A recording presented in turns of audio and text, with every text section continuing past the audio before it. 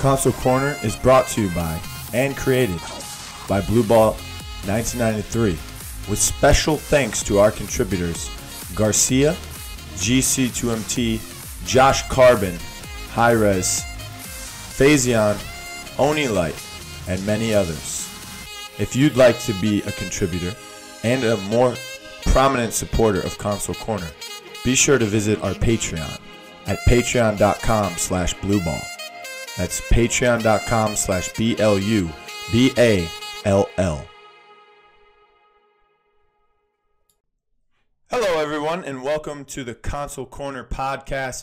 I'm your host, as always, Blue, and today's episode will be a little bit more about the PS4 side of things, both EU and NA.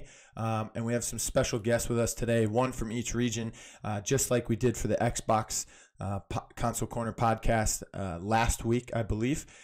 This week we have Only AWP B, who plays for the Flashpoint EU PS4 team. He's been to multiple LANs with that team as well. A couple roster changes in the past. He's been part of Saucy Sailors, Team Cryptic, Flashpoint, Ghost 5, and Set to Destroy X.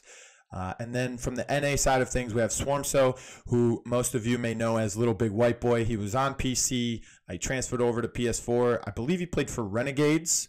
And then he was the coach for Runaways, the Flying DualShocks, and previously, as we know it, Oni Channers. So let's go ahead and give a welcome to AWP and Swarmso here. How you guys doing today? What's poppin', fam? Yeah, pretty good. I'm glad you guys can join me on the show. I know it's a little late for AWP since he's over in the EU side of things. I apologize for that. But I mean, we scrim NA teams pretty much exclusively, so the 4 a.m. bedtime is not surprising. So we'll be all right. Awesome. Well, thanks for being on the show, guys. So I wanted to talk today. We're going to talk about the standings that just came out for Xbox, EU, and NA. Tomorrow, the PS4 ones will be released. We can kind of guess who's going to be where for the PS4 side of things, going off of the points, the standings, and how the Xbox qualifiers turned out for the Group A and Group B on both sides. But we're mainly going to talk about PS4's Paladins community. I don't know if you guys listened to the last week's podcast where we talked about, content creation, how we can help newer players into the realm, how we can be nicer and more kind to those that are uneducated in the game but want to be educated. Of course, there's going to be a certain level of toxicity in every gaming community, but I don't want Paladins to turn into Overwatch per se. Overwatch is very terrible community-wise. I do think on Xbox, though, there's a bigger difference between, like especially playing ranked on those servers. There's, the good players, and it's more like bot farming simulator on Xbox NA. You just have to 1v5 carry, whereas there are actually, half-decent players on, the NA and EU PS. I actually think ranked is better on PS4, but I actually think scrims and everything else, scrims, 10s, just the whole setup on Xbox is better. I also think that PS4 has a bigger player base. Yeah, for sure. I think it does. Yeah, definitely ranked. There's tons of just ranked warriors who just grind out ranked all day. Look at the leaderboards, and if you look at Xbox leaderboards, there's it's 90% NA players, whereas on PS4 it's a good even split of EU. What's interesting too is that PS4 has a bigger player base. Probably, most likely, it seems like that. It does. It does. Yeah. But Xbox has the better players, apparently. I think that just comes from the whole setup, the whole tents and stuff. It allows you to grow. Exactly, and Cuss Cutie actually brought up a really good point on Twitter yesterday. Wonderful was he made a tweet complaining about a ranked match and his frustrations playing ranked on the Xbox NA side of things. And Cuss Cutie basically said what I've been trying to say for weeks. But of course, if you had a choice, who would you listen to first? It would, of course, be Cuss Cutie. And he said, invite those people to a Discord server. Invite them to tens. Help them grow as a player. Of course, some people said, no, people don't listen, blah, blah, blah. And I went in there and I said, I'm glad Cuss Cutie said it, because no one would listen to me if I said this. And the whole thing is, if someone is willing to listen or willing to learn, then you should try to do so. Try to teach them. Try to help them, There is a limit to that. I agree, but there is a limit. Because, like, I say that's probably possible, because actually, if you look at, like, a lot of the teams on EU PS4, like Tarek and Brutal Fish or whatever, they were just people who smashed out 1,000 games of ranked a season, and then they just made a team and they are actually decent now. But, like, on Xbox, you do, well, even on PS4, I'm not just going to say Xbox, but on both consoles, you do get people who are just total. There's no coaching a life rip first Tyra who just runs onto point and dies on like repeatedly, which you get a lot more on Xbox. You get like one hard feeder per team. I understand that. I understand, but if they're willing, if there's an echo on someone, if they're willing to learn or willing to listen. That life rip Tyra who runs on point, and you tell them, hey, running straight to point is not a good idea. Hey, life rip on Tyra is not a good idea right now in this meta with this being this and that being that. And if they change that, that's good. If they're not, we're not talking mechanically. Mechanics come 90% on your own. You have to work on your mechanics by you yourself. can't be taught mechanics. Yeah, you can't be taught on how to move your thumbs and what buttons to push and how, right? But your game sense, you can help people with their game sense. Now, if you try to help someone numerous times and there's no increase, then you tell them nicely, hey, I don't think this game's for you, or I've been trying to help you, and your game sense is getting better from what I'm teaching you, but your mechanical skills need some work. And that is when they have to dive into practice by themselves on the mechanical skills. And going to what you said about Tariq and those other guys, or anybody on any console in any region that was just a ranked player and played thousands of ranked games and then make a team and they've gotten better. Here's the thing with that is a lot of people don't see that motivation. They're a bunch of ranked gods per se. They make a team and they lose. They get first rounded in their first tournament. Most of those teams, most of those players are going to give up after that. Maybe there's one or two that want to keep grinding. They find other teams, they build other teams, or they prove themselves some other way and get onto a better team. But most of those people that get first rounded, they just quit because they got first rounded. So not everyone has that mentality like Tariq or the other ranked gods per se, to keep grinding, to learn the game, to get better mechanically, to dive deeper into the game sense, to dive deeper into draft strategy, the meta, the cards, things like that. Not everyone has that mentality to do that. So how do we, as the top players, top coaches, top content creators, top advocates of console paladins, how do we encourage them to keep playing even if they get first rounded? How do we encourage them to try to get better, try to learn, try to dive deeper and work on their self mechanics and their self game sense? How do we do that? Well, one of the biggest things I do as like a coach, you've coached before, Blue, and the thing is that like you can tell, like you could go over these players and you say, look, like this is what we have to fix, right? One of the best things I think, either like PC or just, I'm pretty sure each mode you can record your own stuff now without having to have a capture card on an Xbox and a PS4. What I recommend usually to those people, if they like start having like issues running into stuff, dying too much, always watch VODs. I put this on my Twitter a while ago. VODs, I saw it. I retweeted it. I think it was yesterday or the day before. Yeah. What VODs do is they teach you numerous things. Like you can watch over them. They take 30 minutes max. If you just watch one, it could take an hour for two. But if you really, really want to improve, you want to grow, it's a really good way to sit down, relax a bit more. It's less stressful as ranked. And you can go and like watch and be like, hey, I died way too much here. Or, hey, I'm missing a lot of shots like on this character particularly. Like, let's say I'm like just missing a lot of shots on Shaolin, right? So what I suggest people then is they go over and they play these games and try to like avoid what they're doing, like their habits a lot.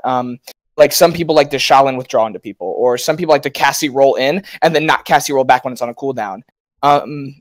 Pay attention to your cooldowns around that time when you're watching it, because you're watching it from your view, right? You're not watching it from like an overhead view, so you can tell when your cooldowns are available to you. Make sure you're using those effectively and not getting yourself killed with them. That's always been a thing I've done for numerous people that have asked me to help them, and their gameplay is improved. It's safer, and you just do more when you're not dead, and that's always what I've done. So one of the go ahead. I was gonna say, so what Chris was saying, I agree with it. You do need to like encourage other players to play the game, but I don't know why he was coming at Wonderful for that, because if you think about a player on Onslaught or Vexed or whatever, like our team right now, we're either scrimming or playing ranked 24/7. There's not much time in there.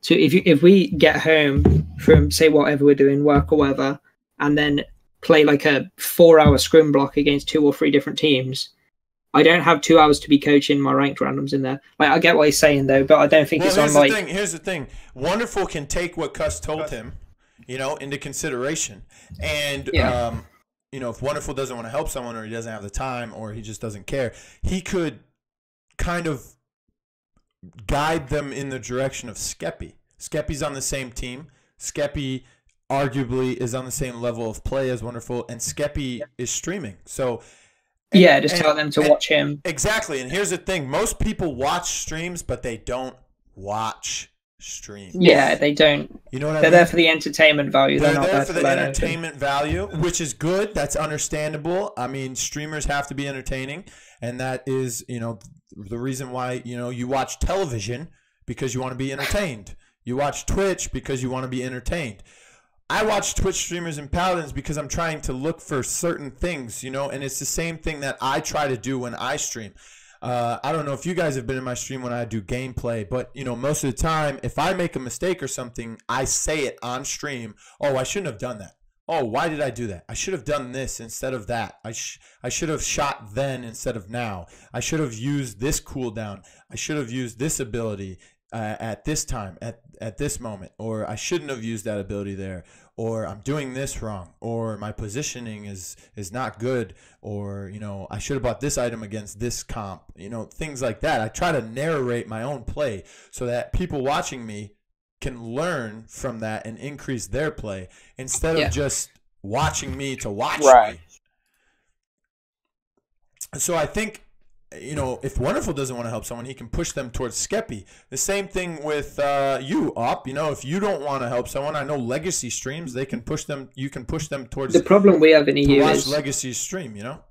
The problem we have is the language barrier, though, because I've always wondered about that. I've always wondered, because I feel that there could be not power teams per se, but better equipped rosters. But the problem is, like, if you have an all-Italian team and then you have an all-German team. Like the synergy is way better between those teams. Exactly. When Centurio first joined Midnight Oligarchs, they were having problems communication-wise because he doesn't speak. Yeah, he's Belgium. The rest of the team's Italian. I can see the problem that they have. That's a big thing in itself for EU. But props to them, because they all speak English. Like, they actually communicate in English despite it all being their second language. That's fucking crazy. So, yeah, I don't know. It feels that could be that is a huge barrier for EU teams across any esport. Actually, if you look at PC and the PPL, DigiDog moved to Europe to play for NIP. Mm-hmm. They have to speak English. He can't speak what the rest of their team speaks, or I assume he can't. Yeah, right. It's why Elven Path, he's always stuck to his core Russian teams and stuff, because he doesn't he prefers his comms in that thingy. Exactly, the CIS teams. Yeah, when it's your main region, you normally see CIS and then obviously the rest of Europe teams. So what do you feel? What else can we do? So the thing is, I explained this on the Xbox side of the Xbox podcast last week in Console Corner. I feel content creation could be better. I mean, I try my best to release as much content as I can to help, and I'm lining up. I have a dry erase board, and I write down new ideas. So to share some of those new ideas. On Mondays, we have the power rankings videos that will be coming out on YouTube every Monday. Everyone plays on Saturday and Sunday, so the power rankings feel perfect to come out on Monday. Every Thursday, we would do the live show. Every Friday, the podcast will be released. And I mean, sometimes I'll miss a day or two because of IRL things, or I'll be traveling, things like that. Like, last week, I went to Canada for the weekend, and I went to bed Thursday night, and I started the podcast upload so that when I wake up on Friday, I can press publish and walk out my door to go to Canada. I was in the car on the way back from Canada, and we're driving through the border, and I'm sitting there on Sunday, driving through the border, trying to look at the teams, the brackets, and try to determine the power rankings. So that when I get back, all I need to do is record the video. So, I mean, I'm trying my best to put this content out there. I've got some other ideas for content coming as well. I'm going to do some educational videos. I don't know if you guys ever watched NIP Bird. His videos on the his videos are great. On the tier list. Those are kind of long. Most people just skip to the end. I think I can create videos like that, maybe, separate videos for separate roles like front lines, damages, so on, or maybe just separate tiers. And then the one thing you don't see is like positional videos. Which I'm also going to be doing that. I'm going to be doing videos. That's the educational videos on positioning, on cards, on like jumps. Drafting. There's like so many. I think exactly. One of the biggest issues, like currently, like with doing that is kind of along like the lines of Opp, and it's not to like offend you, Blue, at all, because like you're more of a content creator and not like a team. It's almost like, there's not enough. Like we don't get paid, like we get paid over the monthlies, right? But we don't get paid over like a month or something, right? So salary, right? Salary. So what this does is I put in about 4 hours of work on Paladins a day whenever we're scrimming or doing something.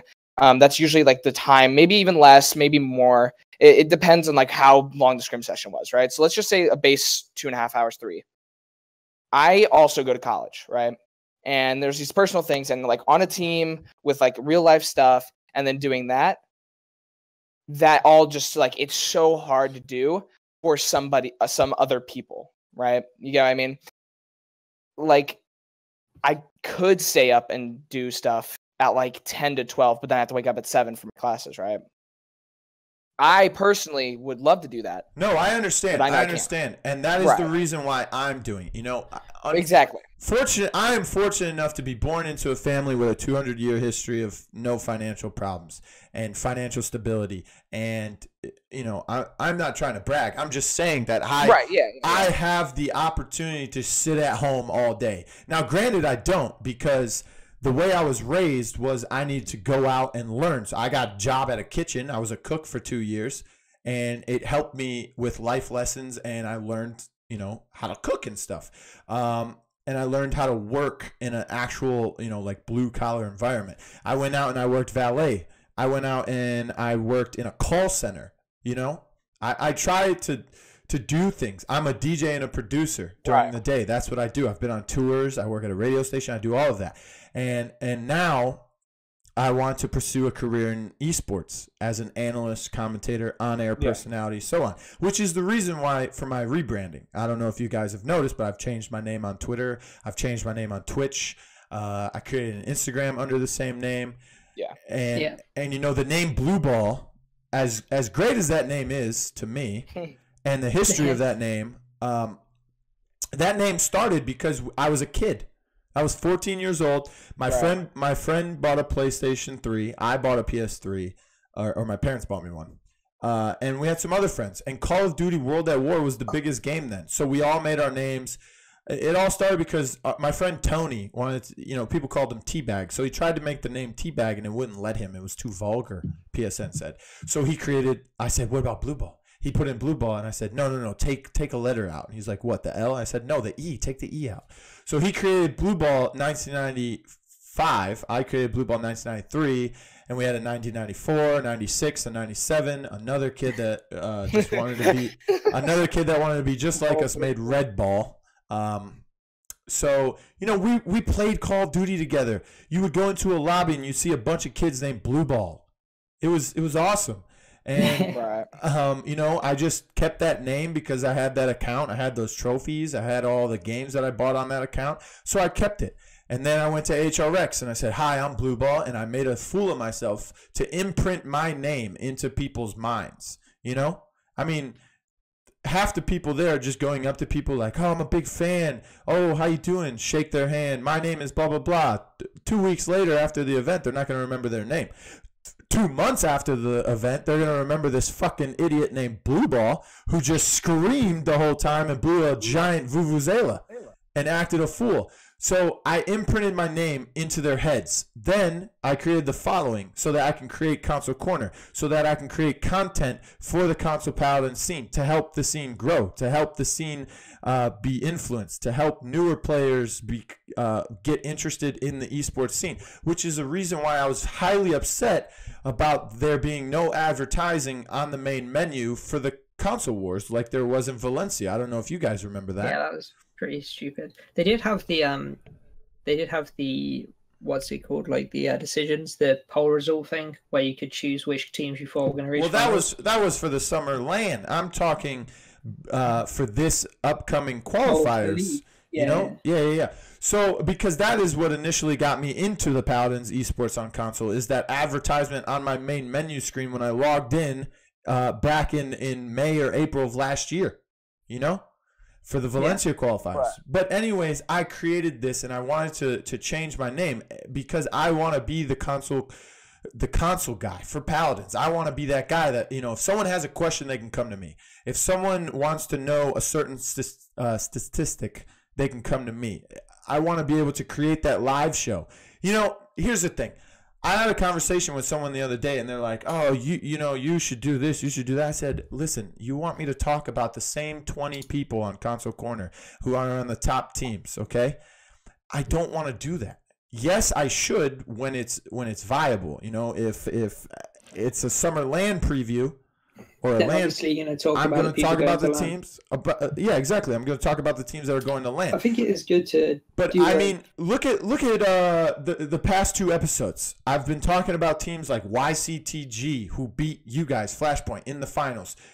I don't care. They didn't beat me. I wasn't getting beaten by them. Anyways, I'm saying they beat the Flashpoint team in week 1. Granted, maybe they're not better than Flashpoint. Granted, maybe they're not, you know, as good. Maybe they're not top 2 teams. Maybe they weren't, you know, they got the easy side of the bracket. The point is, I talked about them. They made it to the finals.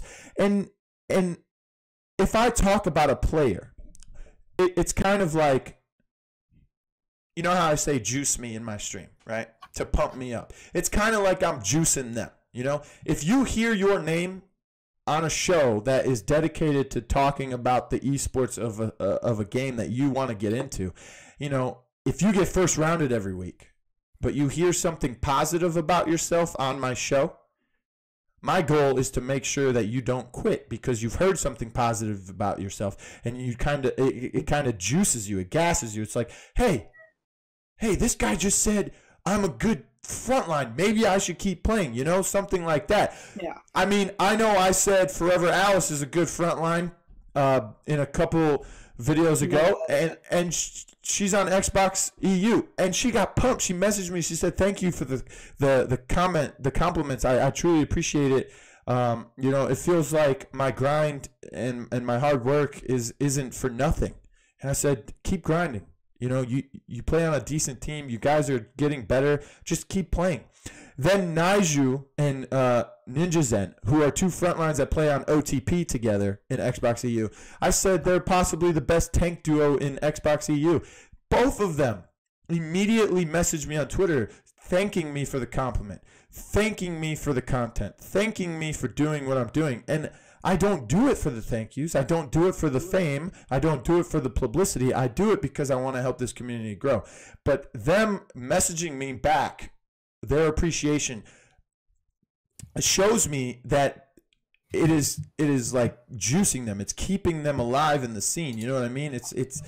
They're not as depressed as they would be if they just keep losing and no one ever says anything about them and this and that. I mean, that is the reason why I started Console Corner. I mean, I have a guy I met in ranked the other day or about a week ago, and I said, yo, dude, I played about 4 games with this guy, randomly matched with him on my team. Every time. He's from EU. I think he's French. What's his name? I can't remember, but he was in the looking for team Discord. And the only reason why he got to that Discord here, he played in these games with me. He talked in every game positively. He didn't say anything negative about anybody on our team or the opponent's team each time. He made call-outs the entire time. He always filled when it came to roles. He always, he was very positive, and he tried his best. I could tell. And he had decent mechanics from what I seen. So I messaged him. I said, yo, man, do you play on a team? He said, no. I said, would you want to play on a team? Like, do you know about the console wars? Do you know about the esports scene on Console Paladins? Have you ever watched any of the streams? Blah, blah, blah. And we got to talking, and I learned about this guy a little bit. And I said, well, you know, if you want to join a team or create a team with some other people that are looking for a team, you can join the Discord. I said, do you have Discord? He said, yeah, I have Discord, but I don't have the Paladins Discord. So I sent him the link.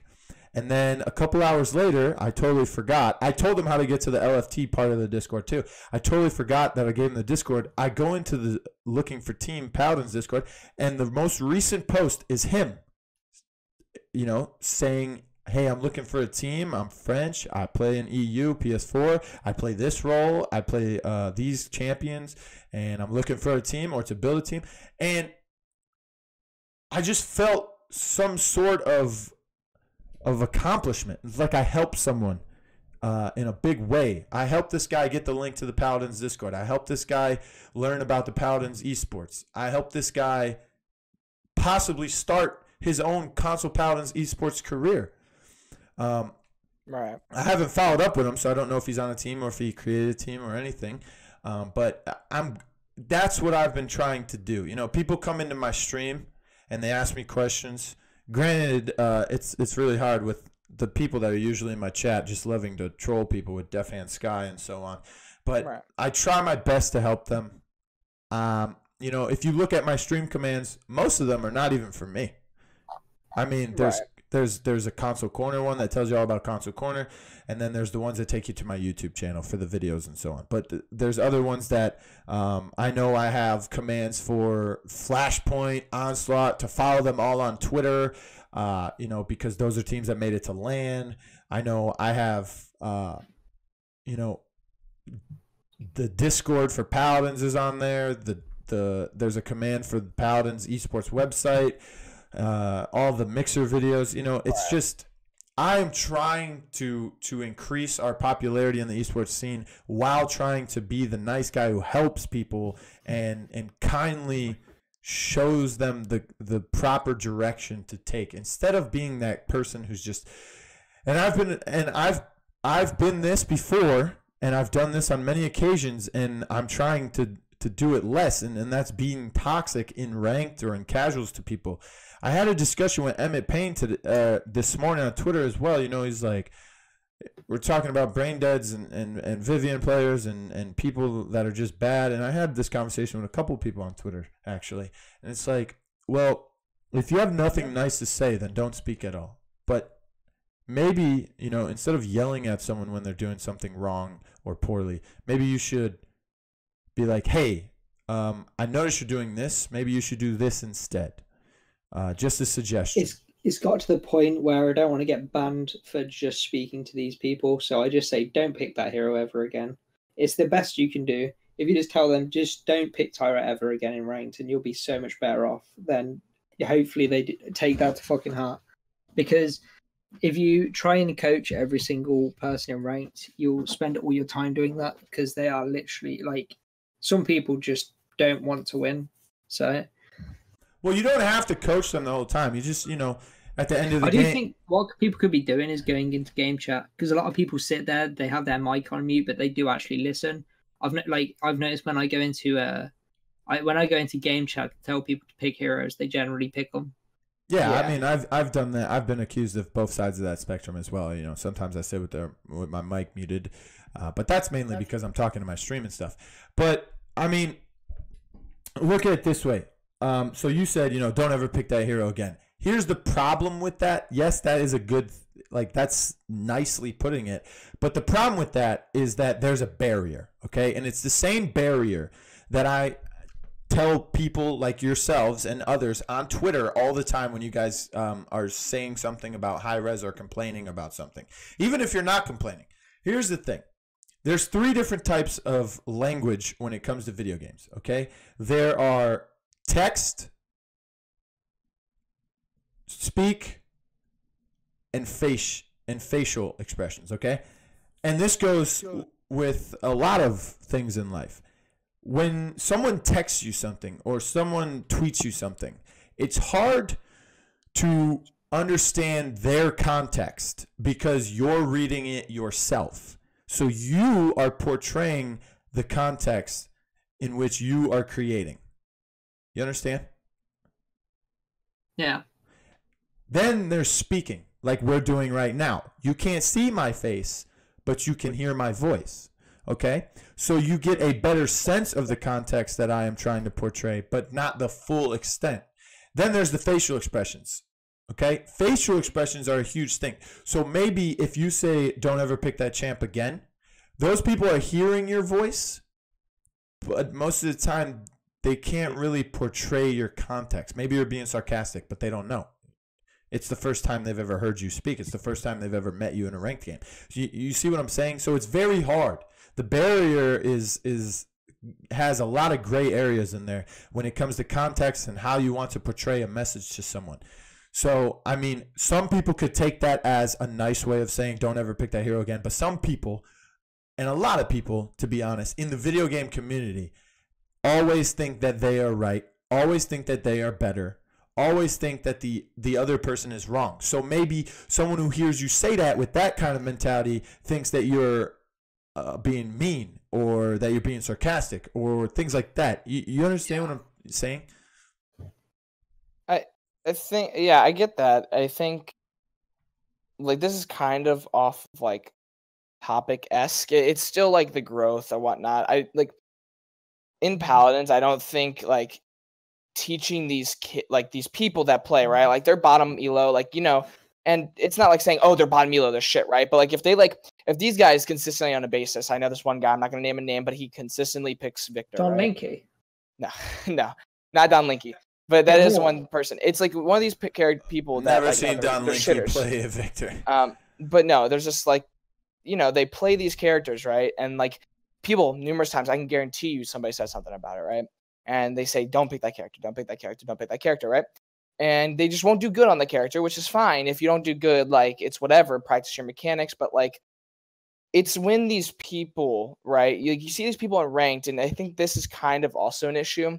And like, I'm not trying to like spaz or like say anything about people. If you want to do this, you can do this. But 5-stacking casuals, right? This has always been a topic, and like, I'm not trying to like shit on it or anything, right? If you need to get practice and you can't find a scrim, perfect way to practice, right? But there's these times, right, where I'll just be sitting and playing, and there's this 5-stack. Okay, whatever. I can deal with this. So I play against it, and whatever they do. And then the next game, I go into this other 5-stack, right? They could be scrimming each other, whatever. It's not that big of a deal. But then, like, you keep running into these people, and it goes back to what Cuss was saying on Twitter about this, like, whole, like, Discord, like, tens lobby, right? Well, we had one a long time ago. It's now, like, hosted by, like, people that don't even play the game. And, like, there's some admins that still do, some people that don't. And this issue is that these people are 5-stacking because there's no good games, right? Well, or they don't get scrims, right? But they don't even try. I guarantee you, I do not see a single person try to set up 10 PS4 wise. I have never seen it. Xbox, it happens a lot more. PS4 is not. I barely see anybody on Twitter, Discord, anything say, "Hey, yo, let's play some fucking 10s." Or even send you a message just saying, "Hey, do you want to invite it?" Yeah. Do you want an invite to tens? Like, all right. So here's the thing. One, that's a big problem in itself, and I am going to start creating tens lobbies for people.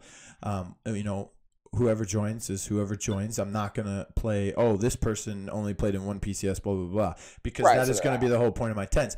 But the second thing I have with tens on PS4 is that they don't last. Okay, maybe 1 or 2 games, and then people. They have 1 or 2 games, then people troll their fucking brains out, and it's like, why am I doing exactly? People troll, people get upset, fights happen, drama, all of that stuff, and I've seen it in the tens chats, and that is because everybody memes everything, and I've spoken about this before. Most of the Paladins community wakes up, goes on Twitter, trolls the first thing they see, trolls the second thing they say, trolls the third thing they see. Everyone trolls everything, and I think that that is a big problem. Yes, memes are funny, but too much of something becomes stale, if you ask me. Another problem is that when I say, you know, coach these people or help these people that are willing to learn and willing to listen, people take this the wrong way. I'm not saying help everybody. Look at last week we talked with Styles on the podcast. Styles did exactly what I've been trying to say. He found a guy in ranked named Kenichi, and he said, okay, this guy's pretty good. I've played a few games with him. We're going back and forth. He's been on my team a few times. He's pretty good mechanically from what I've seen, just like the kid that I saw that I just spoke about from France. And he said, yo, do you want a duo? Then they duoed together. And then, you know, he was like, hey, you know, I'm starting a team. Maybe you should try out, blah, blah, blah, blah. And he helped him. No one's ever heard of this Kenichi guy. Ever. Have you heard of him? I've never heard of him. I've played tens with him. I played tens with him like the week before PCL started, and he was pretty decent. Exactly. The week before PCL is when he was found by Styles. But I'm talking like 3 months ago. Did you know who Kenichi was?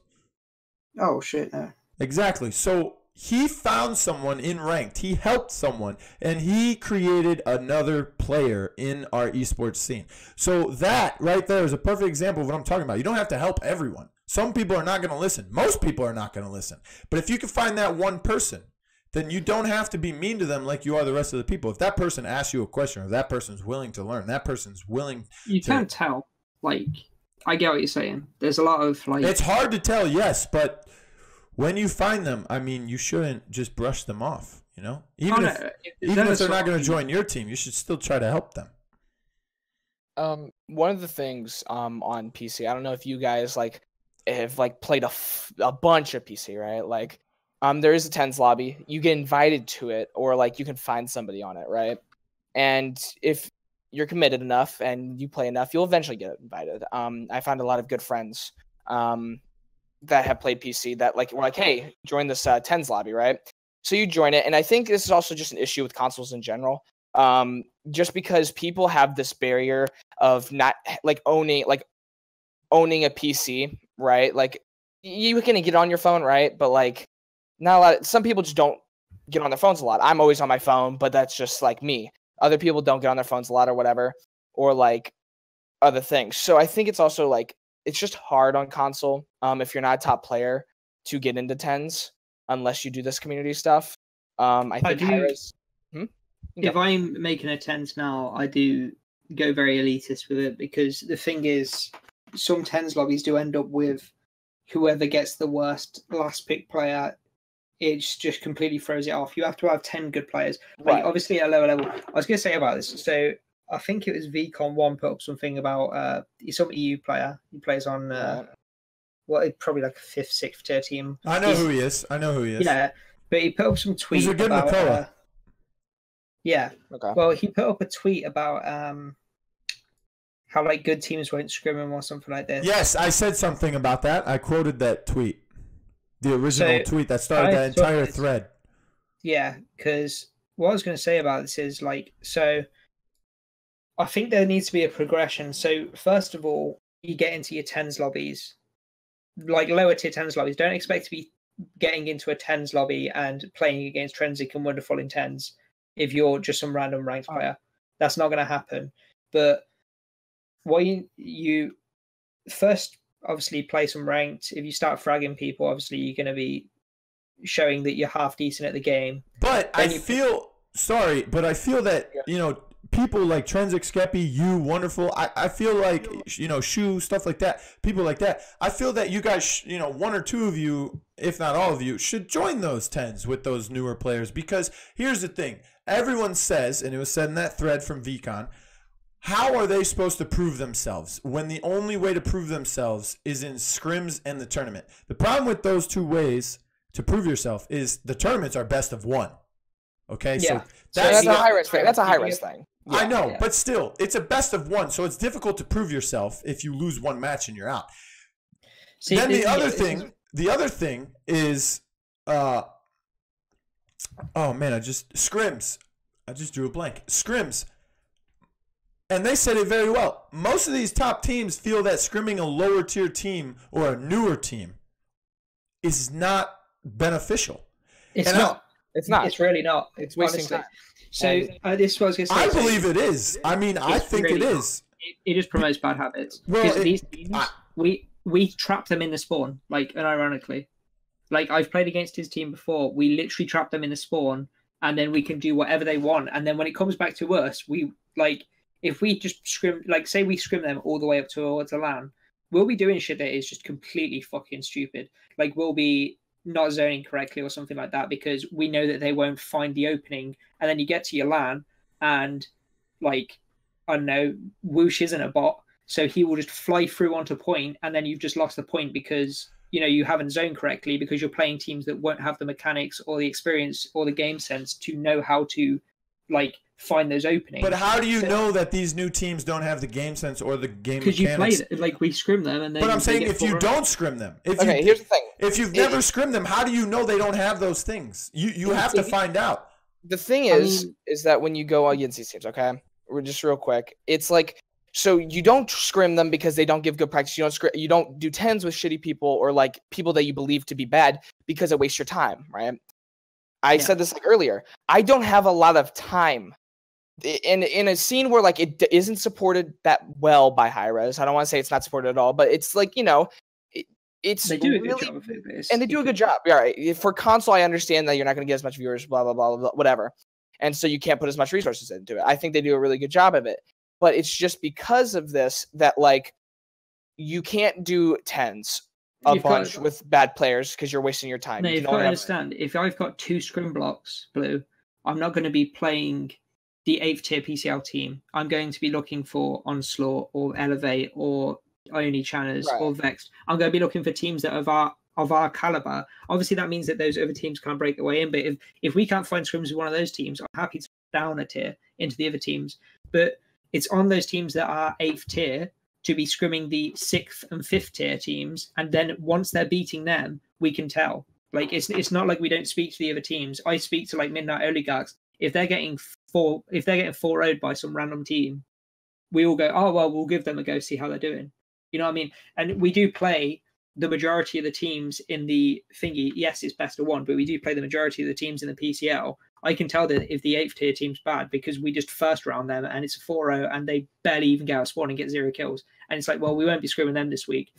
If Brutal Fishing took us to a 4-3 this week, it's like, wow, fuck, maybe we should be scrimming these because they just took more points off us than every other team combined in the tournament. You know what I mean? It's like... I see what you mean. I see where you're coming at. I just believe that, you know, newer teams, newer players, they should be given the opportunity to prove themselves outside of just the tournament where it's best of one, especially now where, you know, there's only 8 teams going into the 3rd week of qualifying. Most of the time, it's on them to work their way up. It's on them to progress themselves by scrimming. They shouldn't be looking for scrims against. They shouldn't, like, if I'm on the 8th tier team, I shouldn't be looking to scrim Flashpoint. I should be looking to scrim. Okay, look at it this way. I DJ and I live in Cleveland, right? In Cleveland, there's a street. It's called West 6. That's where all the nightclubs are.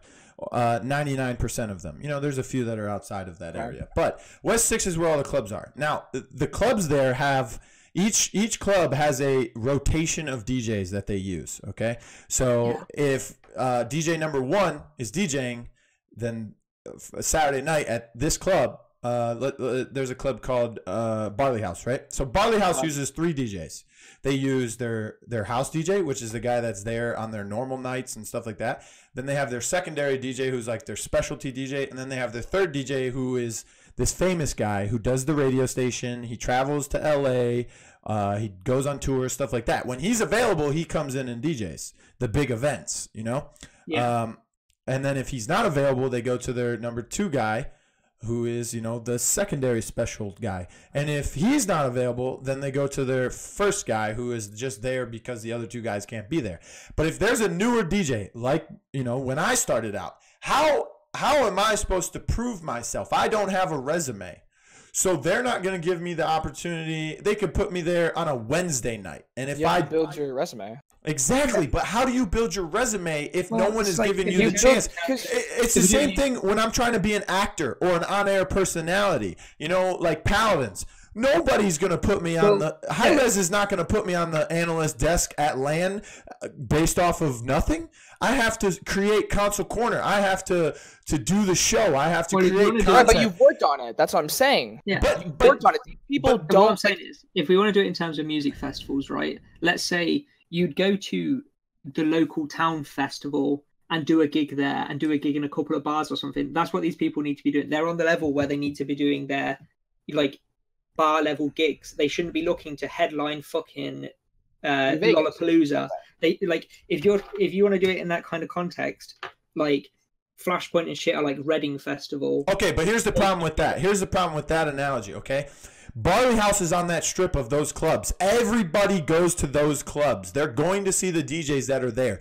Even if you're a new DJ and you happen to get like a spot on a Wednesday night. Now, Wednesdays are not that popular, obviously. There's still a good amount of people that go to the club on a Wednesday night, though. So a good amount of people are going to see that DJ. But if they're doing these lower-tiered gigs like the bars outside of West 6, there's less people there, especially on a Wednesday night. There could be 50 people in Barley House on Wednesday night watching that DJ compared to 10 people in the bar watching the DJ that's 16 blocks away on a Wednesday night. So, I mean, Rain Day works for Hi-Rez, and he's a commentator. He's an analyst. He does that for Hi-Rez. He got hired because he made content for Paladins and Smite on YouTube. But he gained that popularity, okay? And that's what I'm trying to do. But the difference is that content creation is open to everyone. You can stumble upon it. You can share it. You can see it online. Those DJs are not exposed to everyone. They're exposed to the people that are in that club. Do you understand what I mean? So these players, their games are not being streamed. Only the finals are being streamed. So those games in the tournament, best of ones, best of threes, best of fives, no matter how many games they play, if they don't make it to the finals, their games are not publicly spectated. Their games are not promoted. Their games are not shown to those that are not in the game. If they do scrims against other low-tier teams, those scrims are not publicly shown. Those scrims are not shown to the outside people other than inside that game. So how are they supposed to become the DJ on a Friday or Saturday night? How are they supposed to open up for a headliner? How are they supposed to get to tier 1 or even tier 2 if they're going to be stuck in tier 3 with no way of proving themselves? You have to hop the tiers. You don't just go, so let's say they're a tier 3 team.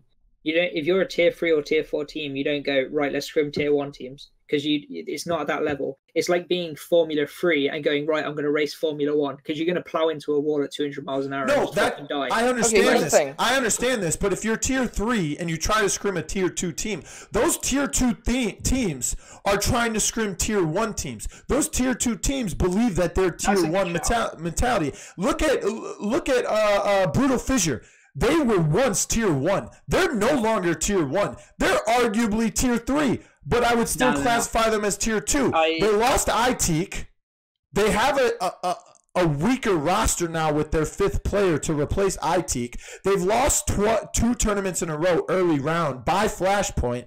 That in itself is a hard thing to do. That's just the bracket fucking them though. They are still probably the 3rd best team. That's the bracket effing them, yes. But the problem is that the brackets are the brackets. The brackets have been this way for a while.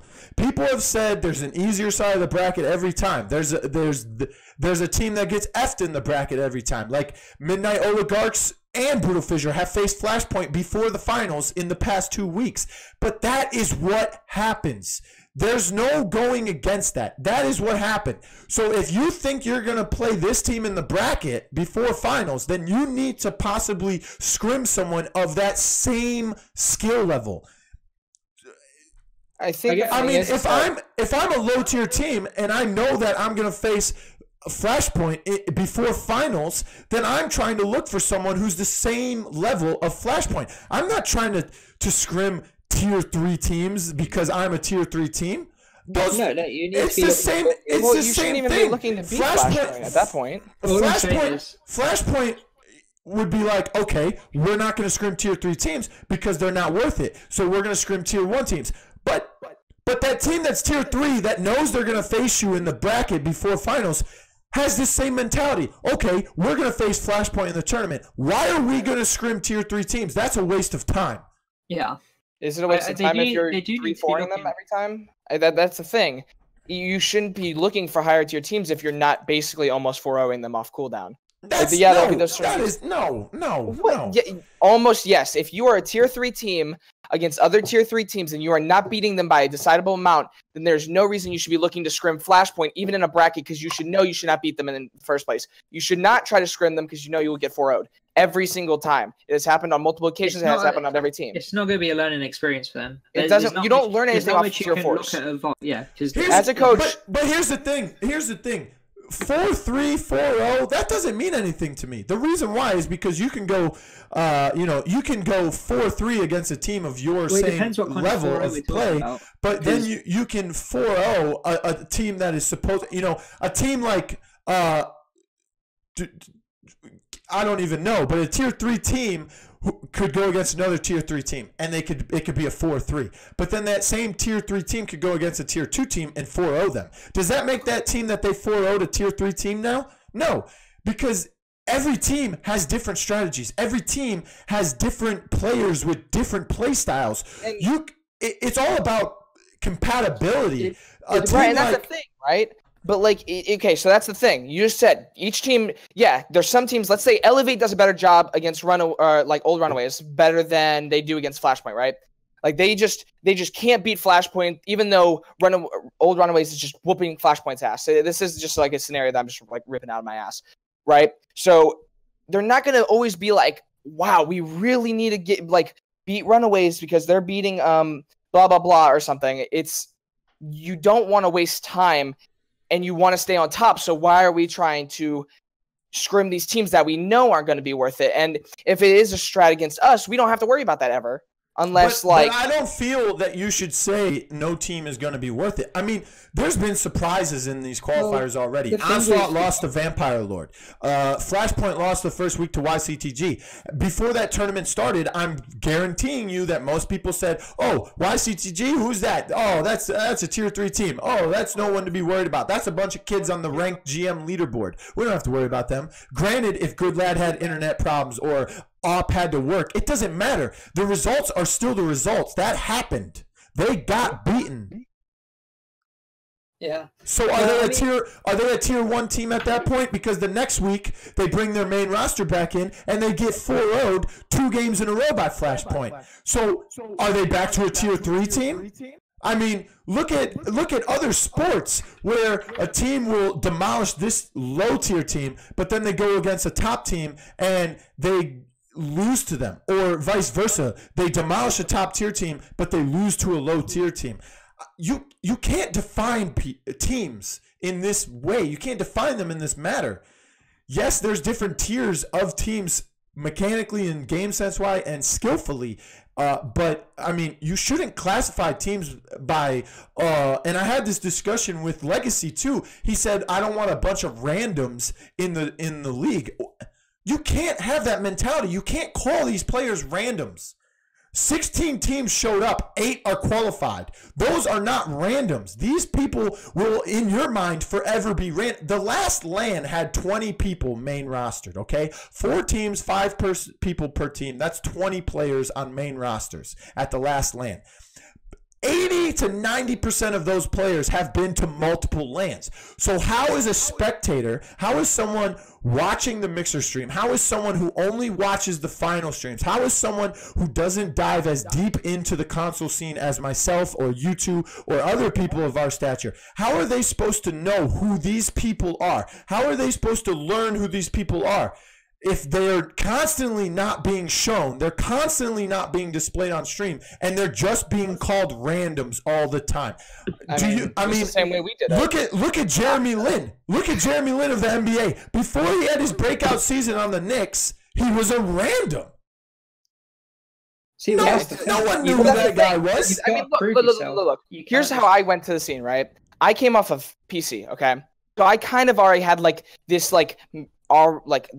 mentality of I know more, right? Or whatever. Exactly, but not everyone has access to play on PC. And that's what I'm saying. Give me a second. So, but I come here to PS4, right?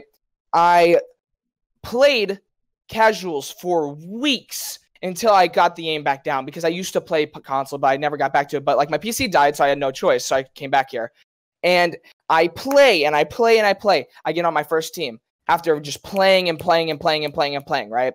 I get to one of the lesser known teams, Relentless. Okay, that was my first team. It was with Wheeler J06 Galaxy. Relentless. Yes, at the beginning of the show I said Renegades by accident, but I meant Relentless. That's what you meant. And so I played with that team. Okay, that was my first ever team. That was after I put in hours upon hours every day, grinding until I got noticed. Okay, so I go there. I play for them. And we are getting scrims against what was the old Runaways / Flying Dual Shocks, okay? Okay. Now let me stop you there. Who was on that squad? Who was on the Relentless squad again? Okay, so it's Wheeler J06 Galaxy, Crazy Jet, and Dawn 7499. Okay, now I'm going to pluck one player out of that lineup. His name is Galaxy. At that point in time, was Galaxy considered the best blaster on PS4? He was considered one of the best blasters, yes. No, I would not say that. Not back then. You still had Grapple. 100%. No, you still Yes, because that was the time. No. That was the time that Grapple was taking his break. No, Grapple just left the scene. Yes, because he switched over to tank. I know he switched back over to tank. But still, everybody was still saying Grapple was one of the best blasters. People still say Swiper. You also had Swiper. You also had Prosper Logix, BK. I'm talking PS4. Period. Okay, you're talking overall. Okay. Yes, that's what I'm talking about. And there was some other blasters. There were some other blasters in the NA. Exactly. He wasn't top tier. But but that's what I'm saying. So I didn't have a good top tier team. And your team was not top tier. At least top exactly. 4. That's what I'm saying. So I played this team. I played with them. I grew with them. I played outside of it. I played ranked. I watched my VODs. I got better. Then guess what? All of a sudden, we're scrimming these better teams, right? So we're scrimming these base tier 2 teams. Okay, we were a tier 2 team at the time. Yes, which was Galaxy, a 3, 4, 5. But Galaxy primarily was a BK and Drogos player back then, and he wasn't he was good with them, but he wasn't as good and as mechanically skilled with them as he is now. And he's arguably the best blaster across PS4, both regions now. I'm not saying he is the best, but he's arguably the best. Right, and this is what I'm saying, though. But this is what I'm saying. You're talking about these teams that are going from bottom tier, and then they go straight to Flashpoint. You know the first thing we did? There is not a single time on Relentless that we were like, we need to scrim Runaways right now. You know what we said? We said we need to scrim these other teams. We need to scrim these lower tier teams that we know we're not going to get our asses stomped every 0-4, and then there's nothing we learn. But you're misunderstanding what I'm trying to say. I'm not saying lower tier teams need to scrim the top tier teams. I'm saying lower tier teams are never given the opportunity that's what I'm saying. To scrim those teams. That's what I'm trying to get to. Because they're just considered randoms and a waste of time. But this is the thing I was trying to get to. You were considered a random.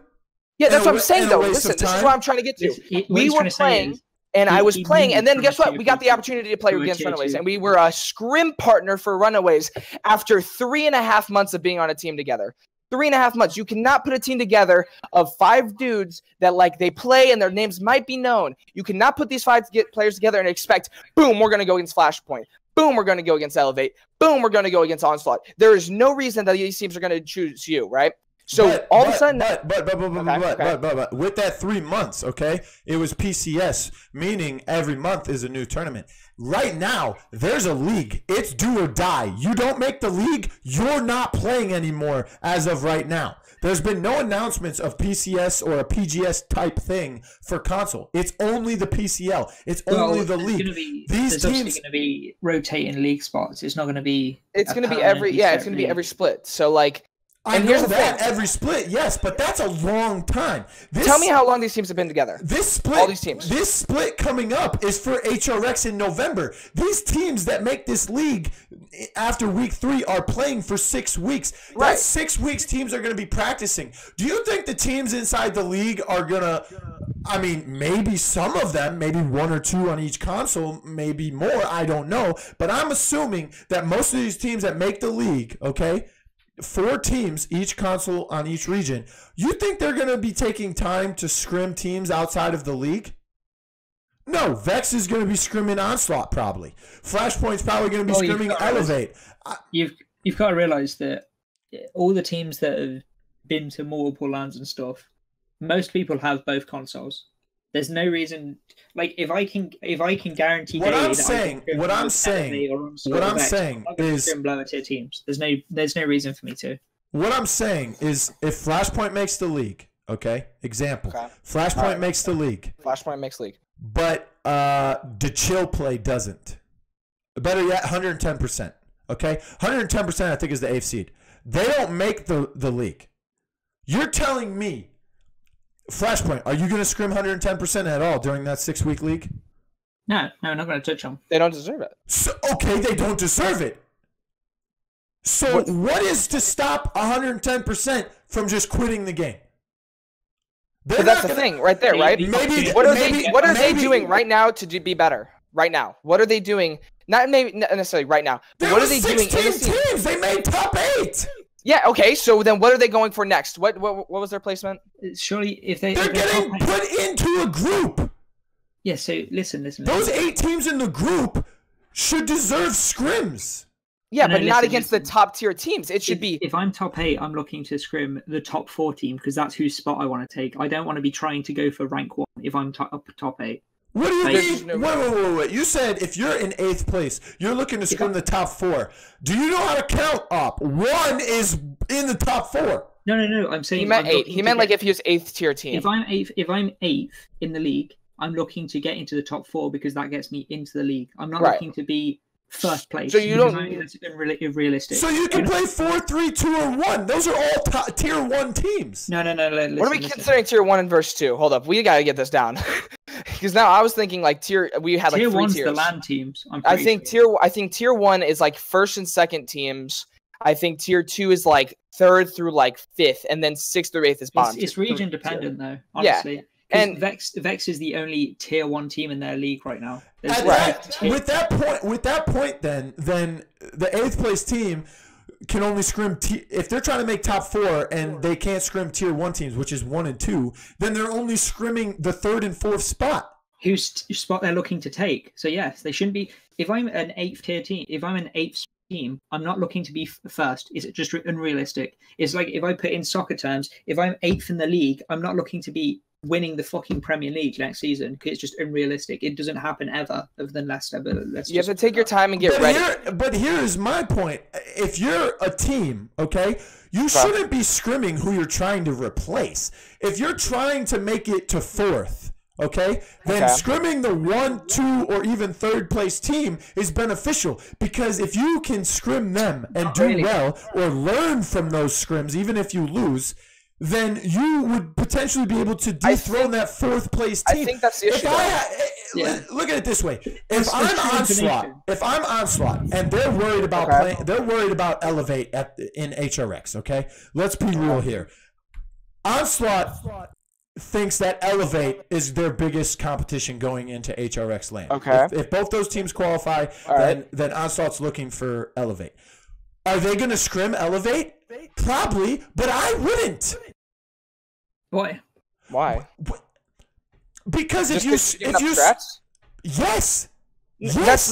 Absolutely. If you scrim, here's the thing. If you scrim elevate, okay, and you use your strats, they see your strats. If you don't use your strats, you're not practicing your strats. No. Listen though. When I say I'm scrimming Vexed, or if I'm scrimming, when I was coaching Onslaught, I told them not to play Flashpoint. I said, don't scrim them. They beat you in the last LAN. That's probably your best competition. Don't scrim them. Scrim Vex. They took you to 5 games. See, it's to a level though, because you're going to be at this point. I don't think any LAN team or of the last LAN teams are going to be scrimming one team. You scrim partner a team mainly. You're not going to be scrimming one team, because exclusively. Say I scrim Elevate, like old Elevate, the one that went to last LAN, and they're running their cheesy Grok shit like every game. Like say Shoe's playing his fucking Grok and his Heal Ceres or whatever the fuck they were running before the last LAN. If I scrim exclusively that and I fully counter-strike that, which is what Vex did, Vex scrim partnered Elevate before the last LAN, and they went into that LAN going, oh, we know how to deal with all the Moji bullshit and the Grok and all that shit. Onslaught doesn't run Moji, Grok, all that kind of game. Well, they run the Moji, but they never touched Grok. They would never ever. I could never see fucking Miracle sitting down and going, right, boys, we're going to run Grok this tournament. Like they literally never touched it. It's a completely different team.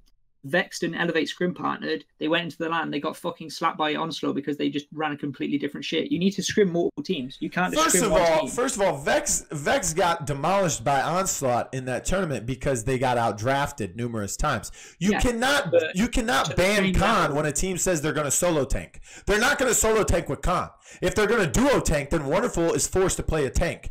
That is just bad drafting on Vex's side. You first pick a Drogos. And granted, that world is good on Drogos. Only scrim Elevate. That's the thing. That's what you're trying to say. But they only scrimmed, like I'm saying. And that's why, because they were like they were not worried about Onslaught. They were just like, okay, well they were worried about Onslaught, but like they're like, okay, well we're only scrimming these guys and we're gonna try to pull. Okay, let me flashback you guys real quick to HRX qualifiers in what was it last year for January? So it was probably like what, October? January 4th. I think it was October. It was October. Yeah, it was the qualifiers, right? Yeah. Okay. So I was on my team. I was the captain of my team. I knew the top 2 teams that were going to give us trouble. Okay. So what I did was I found a scrim partner of equal or a little bit less skill. Okay. And on that team, I think was Dez. Okay. And I think we scrimmed over Relentless too. And what I did was I would message the captain of the other team and I said, okay, can you run this, please? And do this, because that is what these 2 top teams do, and I want to know how to be able to deal with this. So can you run this? Can you do it this way? Can you play it this way? I mean, Talus was huge in the meta at that time. Right. So I had them run Talus, and we would try to find ways to deal with Talus. Yeah, we would try to draft around Talus. But then you're saying like these like 8 teams should be like this. It's like 8th tier teams or whatever, like 8th place teams should be going to first place. Why don't they just like figure out what first place is doing? And like I understand like you're saying that they're not getting the chance, right? But like the whole thing that started this was that like because no one's smart enough to do that right now. People are doing it all the time. That's the thing. Like there has been multiple scrims. Maybe on multiple you because you've coached multiple teams. I'm talking about teams with no coaches. These bottom tier teams don't have coaches. Yeah, so then why are they trying to go against? So if you don't have a coach, you're going to try to go against Flashpoint and get 0-4. Here's my question for you, okay, White? You can answer this too, to a certain extent, because you've coached Flashpoint under the numerous names that you've had. You've been moved from coach/sub to main roster numerous times, and that's good because you've learned a lot yourself. But let me ask you this, Swarm. I'm listening. Okay, I'm listening. I coached Onslaught, okay? Now, a lot of people will say I didn't do anything, but the fact of the matter is I was the coach. We went 12-0 in qualifiers. We were the #1 team before that, okay? You coached Runaways, who was the top 2 team at that point. You coached the Flying DualShocks, which was the same team, so top 2 still. Yeah. And you coached Onslaught when there was the PS4 team with Comedy and Richie, and they were the Baldy Bunch. And they were, the Baldy Bunch. When they were the LAN team, they qualified for the LAN on PS4 and A. And then you coached Elevate, which qualified for Summer LAN, okay? So you've coached top teams. 2 of your 3 teams that you've coached have made it to LAN. The other one, unfortunately, didn't. Runaways/Flying DualShock. You've coached Flashpoint under numerous names and Flashpoint, who's made it to LAN every time. So here's my question. If you were offered, okay, especially Swarm, because you were not you were a free agent just a few weeks ago. Okay, whether you are right now or not, I don't know if you're coaching Oni Chainers. I don't know if you're coaching someone else, but let's say you're a free agent, right? Okay. And you're a top tier coach. Okay, possibly the best coach because I don't coach. Obviously, I'm the best coach. I'm Blue Mega. I am Blue Mega. I'm Blue Mega Mind. Okay. No, but I'm saying if a lower tier team, I'm talking 3rd place to 8th place, asked you to be their coach, would you do it? Well, that's not beneficial for me though. Like, I mean, it depends what we're talking about because. But this also. But like I remember Author the God. No. Okay, so you know Author the God. I'm not talking just beneficial to you. Okay. Okay. I'm talking. Does it benefit you? Okay. And also, it goes into our previous discussion of helping younger players, helping the lower tier teams. Would you coach these teams? I mean, I've already like offered my services to these teams. What if they paid you? Well, of course. That's just how it is. That's economic. That's just if they're paying me, then of course I'm going to coach them. But here's the thing. So you would sell out to coach a lower tier team? Of course. All the time. Well, okay. Even if they have no chance of making land. So if I'm a free agent, right? And they ask me, then yes, of course I would. But if I'm not a free agent, then no, I'm not because I'm dedicated to my team. No, we're talking you're a free agent right now. Okay, I'm free agent. Okay, so then yes, I will coach these teams because here's why. Author the God asked me one day, he was like, hey, can anybody go over VOD reviews or something or analysis?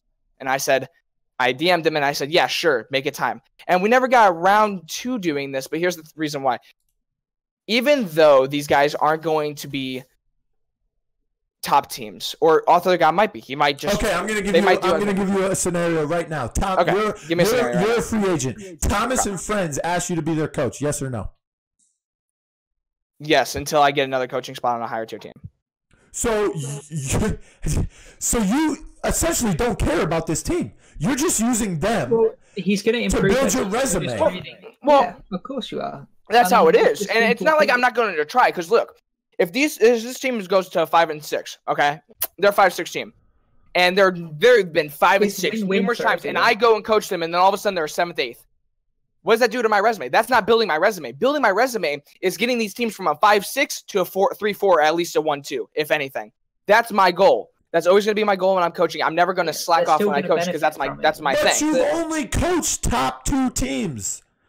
Because I've been asked, because I proved myself. That is why I'm coaching these teams. But here's the thing. How can you say that you're a good coach if you've only coached top teams? Right? That's not building your resume. That's getting cushioned. No, is what I'm saying. It's not. No, it's not. If I make these teams... Okay, so look. If I make these teams better than what they originally were through zoning, anything they do, drafting, anything, whether they decided to listen to me or not, so let's say they don't listen to me, right? I had this big issue, and I'm going to say it. I had this big issue with Runaways when they didn't make land. I gave them a scenario. I said, this is what you have to do if you want to make land. And they did not listen to me. And then guess what? They did not make land. And I'm not saying that's not because of my issue. But who's to say the Onslaught team, Baldy Bunch, and Elevate weren't going to make land without you? That's not the thing, though. I built myself up from that, though. You know that, right? Like, it's not like I all of a sudden was like, I'm the greatest coach because I played these, like, 2-1 teams. I played from being a bottom bracket team. And then everybody was like, wow, you're smart. No. What I'm trying to say is that your resume states that Baldy Bunch made it to land, Elevate made it to land, and Runaways was a top 2 team under your coaching, okay? And you say that your job as a coach, and you've successfully done it, under what you've said, is that you have moved teams up in the standings. But here's the thing. Who is to say that without you coaching, Elevate and Baldy Bunch make land? Well, they both lost that land. Who's to say Runaways could have been a worse team without you? That's what I'm trying to say. You gotta remember that bad coaching could screw a team. It could if I'm giving you these okay, so I'm like, okay, you guys can zone. We're gonna put Makoa and Khan both on tree on Bright Marsh, or hey, we're drafting. Let's grab triple tank for some reason. Let's just say for some reason they decide to listen. Right? That's bad coaching. You're gonna do worse. Runaways could have done worse if I did stupid shit. So I get what you're saying, Blue. But listen, so if you have a team who's tier 1, like a tier 1/2 team, like the top 2 teams anyway. The point that they are getting a coach is They know they're already probably going to the fucking LAN. They're getting these coaches so that they can clean up their gameplay. They're not looking to be smashing the tier 3 teams or whatever. They're now looking forward ahead to what are we improving on, because they already know they're going to a LAN. They're like, okay, we need someone else outside input who can then put some more shit in and say, from a different perspective, what else can we improve on? Because we're already good. Okay, so here's my next question. We've been talking about these tiers of teams, right? Tier 1, 2, and 3. Yeah. Now, both of you have stated that Tier 1 is the first and second seed, okay? Tier 2 is the 3 through 5, right? Okay. Okay, so and Swarm, you can answer this too. YCTG is Tier 1, and FY Midnight Oligarchs is Tier 2. No. But that's what I said. That's my bad. That's what Ops. No, that's not. It's just not like in the bracket, sure, but that's not how it works. Is Midnight Oligarchs Tier 1 then? Midnight Oligarchs is Tier 1. I'd say Brutal Fish is Tier 1. So YCG is Tier 2. So if those two teams are Tier 1, I think in your mind, but on paper they're Tier 2 with the system we set up. Because we're not talking about actually Brutal Fisher's Tier 3. When you go through and you try to find a scrim, right? You look at every team. Look at the top team Flashpoint. You don't look at brackets. Nobody gives a fuck about brackets. As long as you're top 8, you're top 8. But what I'm saying, guys, you don't understand. Okay, I just set you guys up for self-destruction. What I mean, okay, you just said earlier we decided. This is between us 3. We decided that seeds 1 and 2 are Tier 1, 3 through 5 are Tier 2, and 6 through 8 is Tier 3. Okay? Then I just asked you if Midnight Oligarchs and Brutal Fissure's Tier 3 on paper, Tier 2 for Midnight Oligarchs on paper. On paper, which means listen. In my mind, but if I have a mental notebook right now. But what I'm trying to say is on paper, okay? And we've been discussing. But when if Tier 3 teams should be given the opportunity to face Tier 1 or Tier 2 teams. Listen for 1 second. Listen to this. Who is to say who is what tier? Because now, in your mind, these teams are not the tiers that they are on paper. So now, the whole Tier 3 randoms not facing Tier 1 or not facing Tier 2 or Tier 2 not facing Tier 1, whatever it may be, it's been debunked. It's been destroyed. It's all destroyed. Well, because on paper is different than in your mind. You think Midnight Oligarchs and Brutal Fisher are Tier 1 teams, but there's other teams that don't think that. You see what I'm saying? So on paper is different than in people's minds. So you can't classify people by tiers. You can't call them randoms. You can't. Yeah, you literally can. Hold on, right? Let me just fucking blow this out of the water, right? So we played against Brutal Fisher this Saturday, and they went 4-3 against us. Okay. So Brutal Fisher took 3 rounds off us, the more than every other team in the combined. So if you're looking at the bracket, if you're looking at the live bracket, right, and I see Cryonatic or whatever the fuck team they are, and they're coming 4th in the bracket, or where they're like 4th seed or wherever the fuck they are, but I see them losing to YCTG 4-0, and then we 4-0 YCTG 2 times in a row and beat their entire team in 15 over 2 games, I'm not going to be going, well, they must be fucking scrimworthy. I'm looking at Brutal Fisher, who actually took rounds off. If the teams that are losing to the teams that we are 4-0ing are getting 4-0'd by these teams, I'm not going. Even if they're 4th, there was a team in Xbox NA this time around, because of the whole connection issues and whatever with Vampire Lord. You just helped my case. Cryonatic gets 4-0'd by a team that 4-3s you. That 3-4s you. This is why. Cryonatic and Brutal Fissure are both Tier 3 on paper, but you're saying that Brutal Fissure is not Tier 3. So you cannot classify these teams by tiers, is what I'm saying. What I'm saying is the teams that... No, right, so Vampire Lord got knocked out before a team this time round. I don't know what fucking team it was, I can't remember. But they got knocked out by a team that is technically not as good as them. I don't know, the whole connection issues, whatever. But that doesn't promote the team to Tier 1 because they've suddenly got 100 points from knocking out a top tier team. Okay, but here's the thing. If you can't say this team is this tier because on paper it says that, then who's the god? Who's the Messiah? Who's the person on the shrine? Who's the person on the shrine that is worthy enough to tell everyone this team is that tier? This team is that tier. It's up to your own intelligence. When I look at my bracket, right? I'm in the PS4 group chat. I can see all the results. I can see the PS4 match results. If I see a team beat Onslaught over 2 games, I'm going to be like, oh, they seem scrim worthy. If I see a team that loses to Onslaught, but we're talking about best of ones here. One misplay, one disconnect, one stagger. Exactly. That's what I'm saying. You can't judge these teams' scores or tiers on this best of one series. You can't judge it by the paper either because everyone thinks separately. You've got to realize that when you play the PCL, you play a good 80% of the teams over the rounds. Like you play 90%, 80-90% of these teams. And the other 10% that you don't play have lost to the teams that you've beat. So why would you be going all the way down the bracket to find these teams? Like, why would I be going that far down to find a team to scrim when I can just go, we'll hit up elevate? There's no point in me going 3 tiers down the line to find a team that got 4-0'd by the team that we 4-0'd, that got 4-0'd by some other fucking team. There's no reason for us to even look that far down the line. All right. So...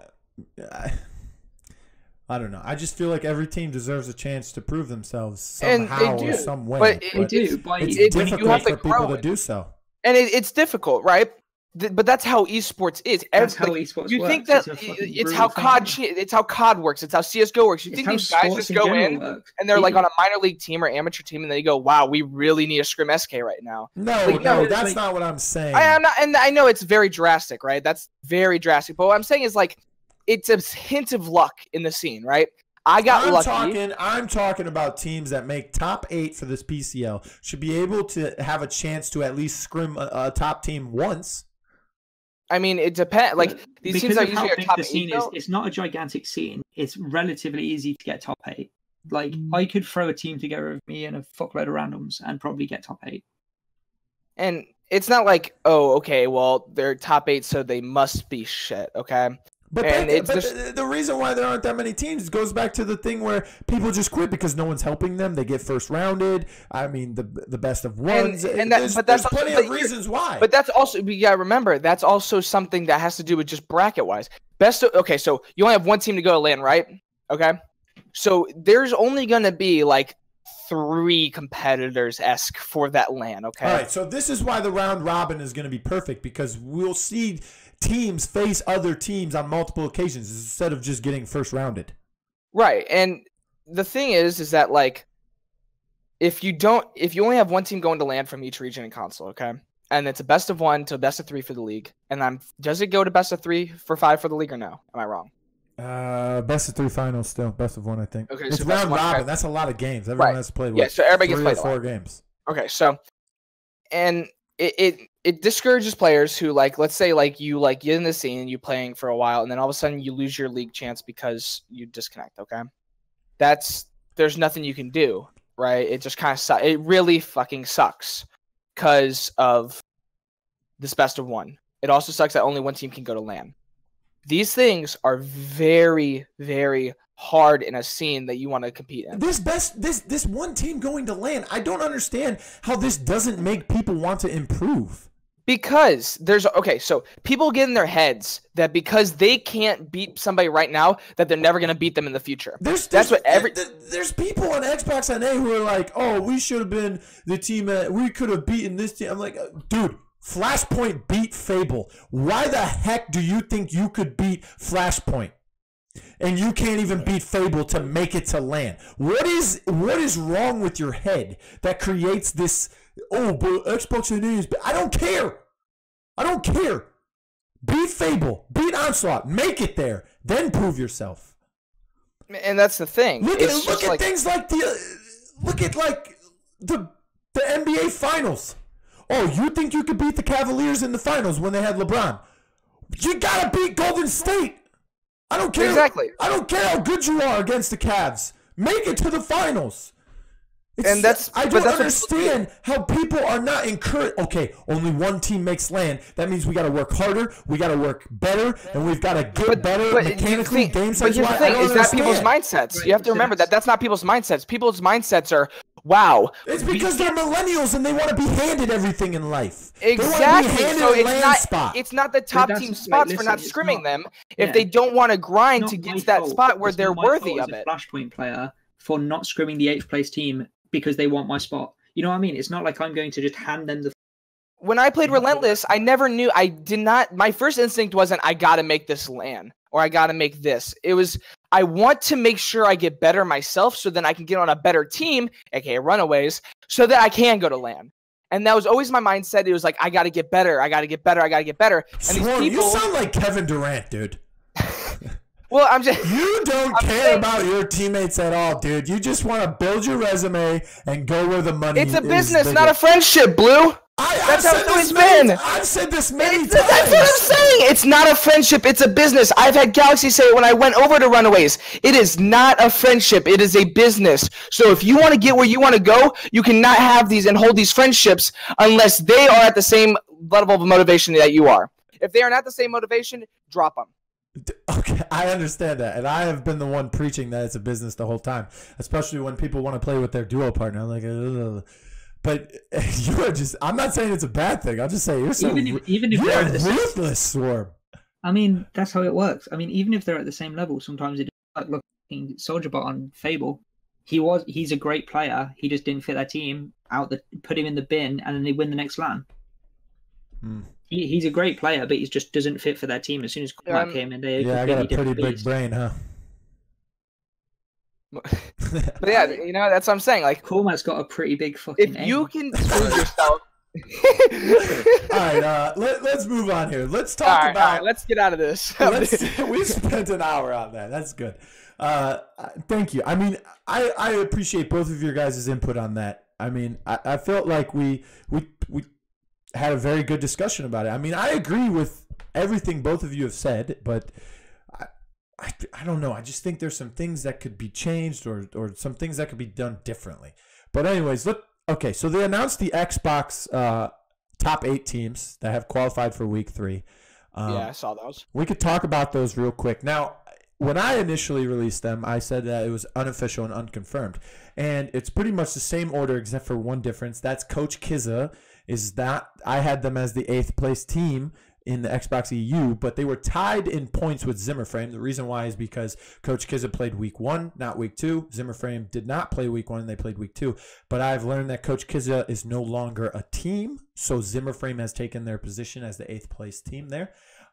So we have Vex Gaming, OTP, My Dad Cuts My Hair, Bulldog Esports, Need Healing, Wet Oreos, Venom, and Zimmerframe. Now, initially, when I created my theory of how the groups would be split, there's 2 groups, 4 teams in each. I thought it would be by seeding, so 1 and 8 with the 3 and 6 would be in the same group, essentially. And then the other group would be... You mean like, well, 2nd and 3rd, you'd assume 2nd and 3rd would be in the same group. No.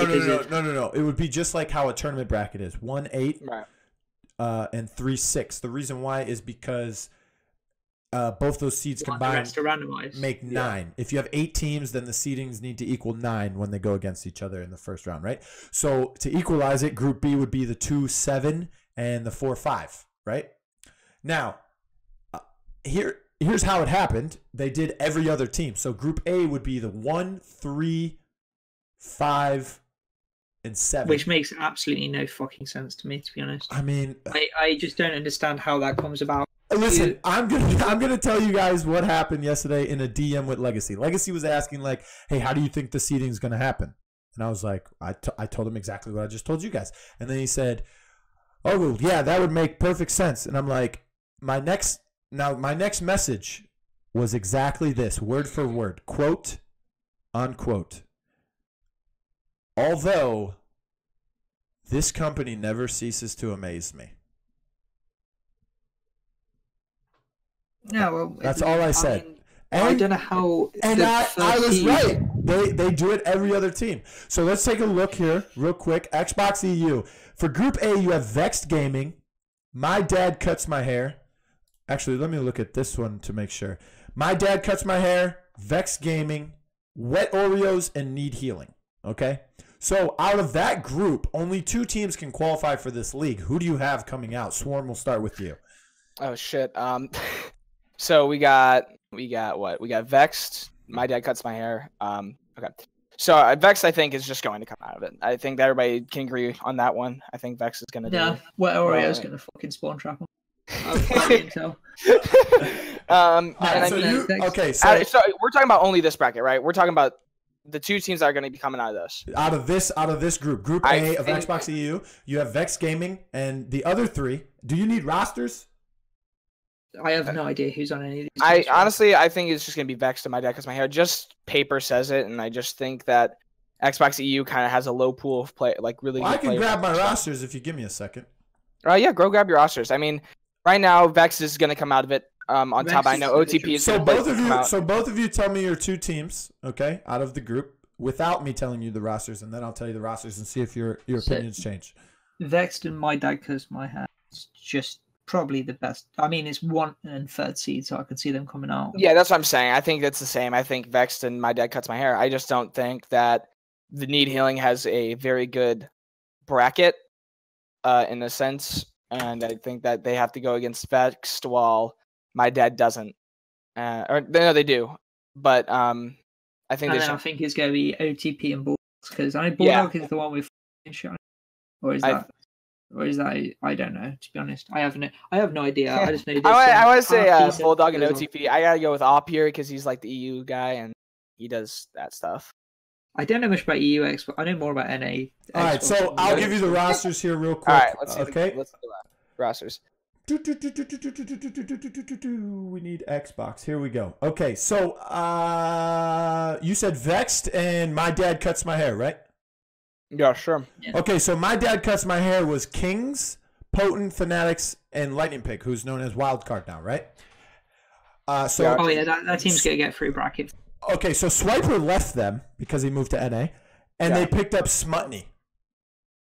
Good team. Very solid team. They actually might take games off X, honestly. Need Healing used to have Smutney, but he went to My Dad Cuts My Hair. They picked up Kings as well. Need Healing has Bizjop, Slaya above them, Tylo, and their 5th, I am unsure of who it is. I think My Dad's a clean team. So Vexed and My Dad Cuts My Hair, right? Yes, sir. Okay, so the group B is Bulldog, Venom, Zimmerframe, and OTP. Bulldog and OTP. Bulldog and OTP. Yes.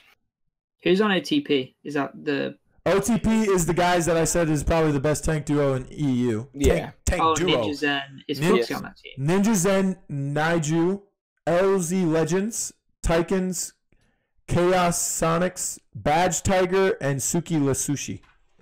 Never heard of anyone. Suki Lasushi has been swapped from their main roster to sub a few times. Been on like a million teams. They always Ninja Zen's one of those players you always miss the situation. Ninja Zen and Naiju are probably their best players. Suki Lasushi is a pretty good DPS player, and Badge Tiger is an underrated support player. You might know him as Bayism or Baymism or something like that. What's Bulldog roster? Bulldogs is Tapsy, Killer Creed, Forever Alice, Duffman Rules, which is now known as Cyphers. Apparently, we talked about this in the last podcast. Duffman Rules was the name he lost a bet to someone and had to change his name to Duffman Rules on Xbox for like 3 years or something. The bet just ran out, so now he's back to his original name, Cyphers. God. Yeah, exactly. Tapsy, Killer Creed, Forever Alice, Cyphers, Tully, and Fluxy. Yeah, see, I think that's a solid team as well, to be fair. That's a solid... They had a bad first week, but their second week was a little better. I think like the weeks are really hard to look at, considering it's a best of 1. Anything can happen. Like Vampire Lord I'm pretty sure Baldy like spilled something on his router. Still don't know what happened there, but that happens. So Venom has Get Japan, Falcon, 056, Signer, and S Storm.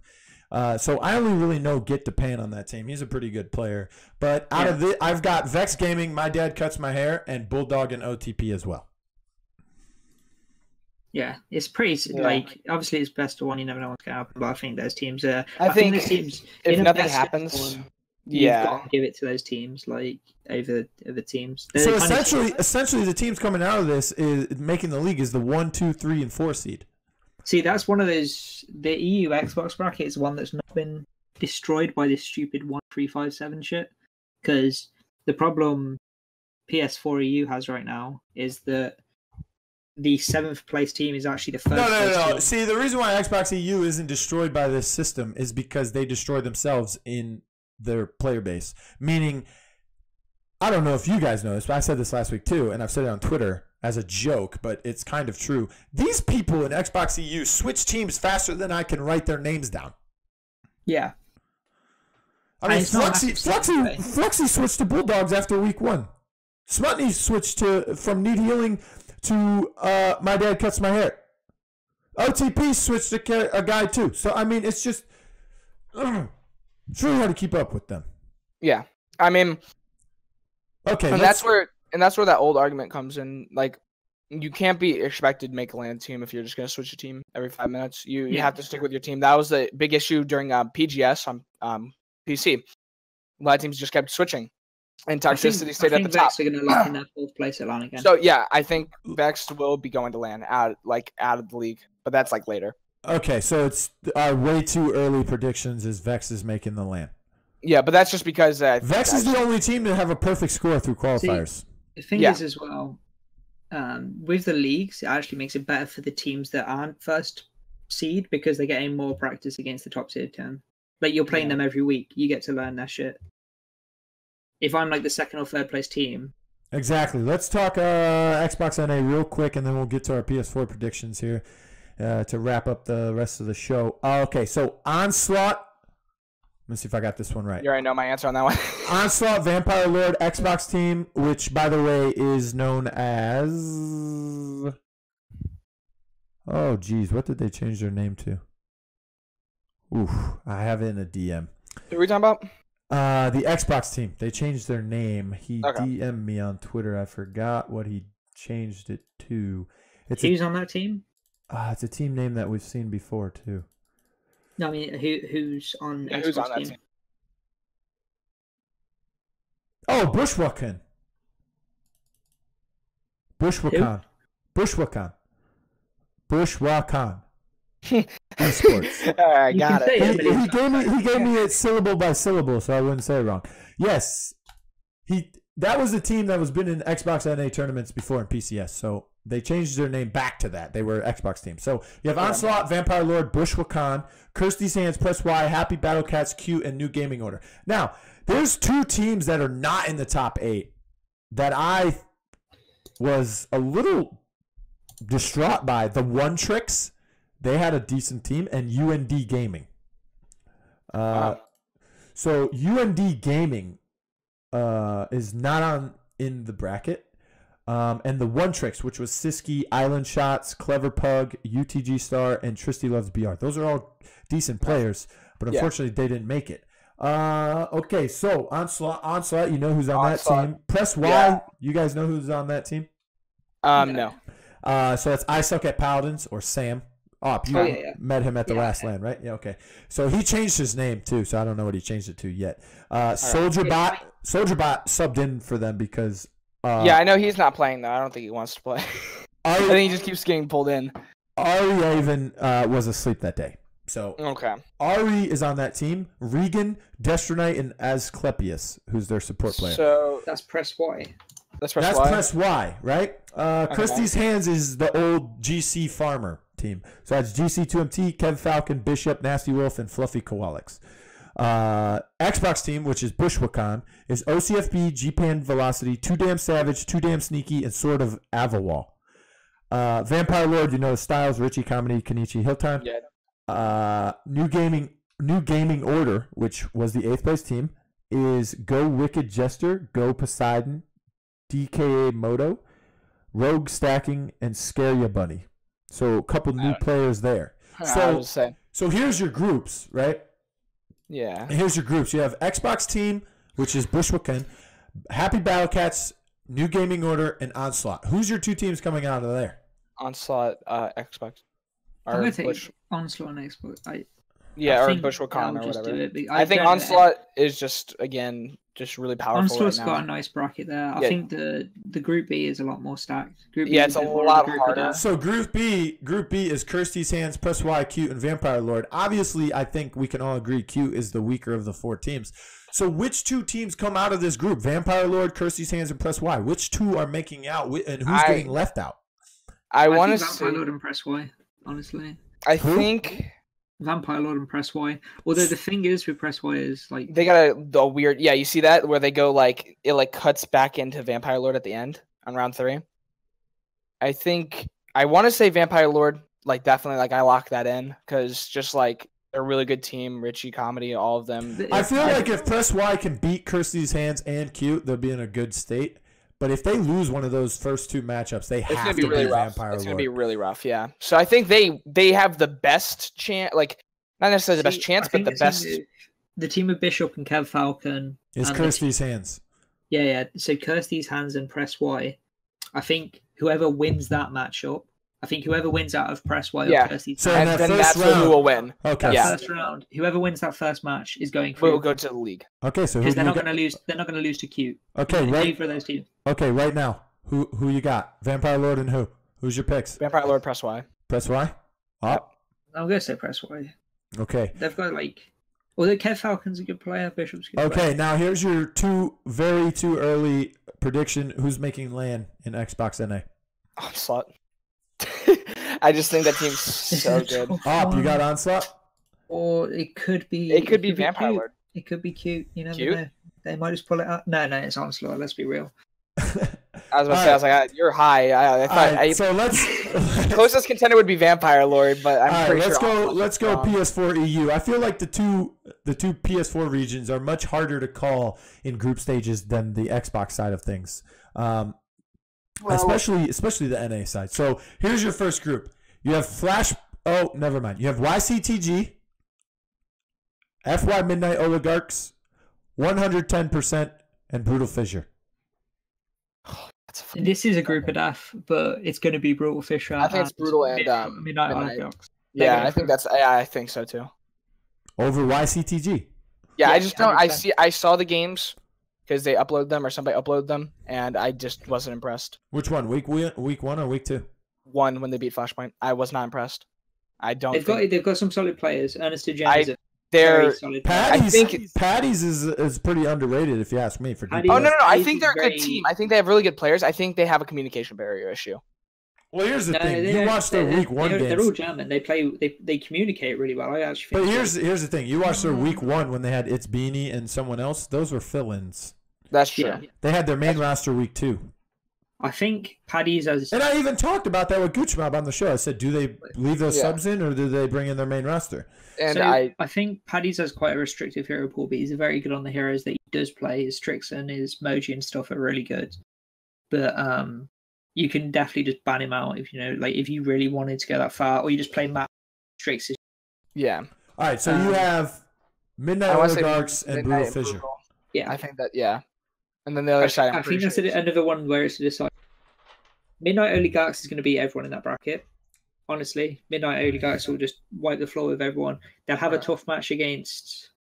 Brutal Fissure, but I think Brutal Fissure and YCTG, that first match is the one that decides it. I have them both losing to Midnight Oligarchs. But I think whoever wins YCTG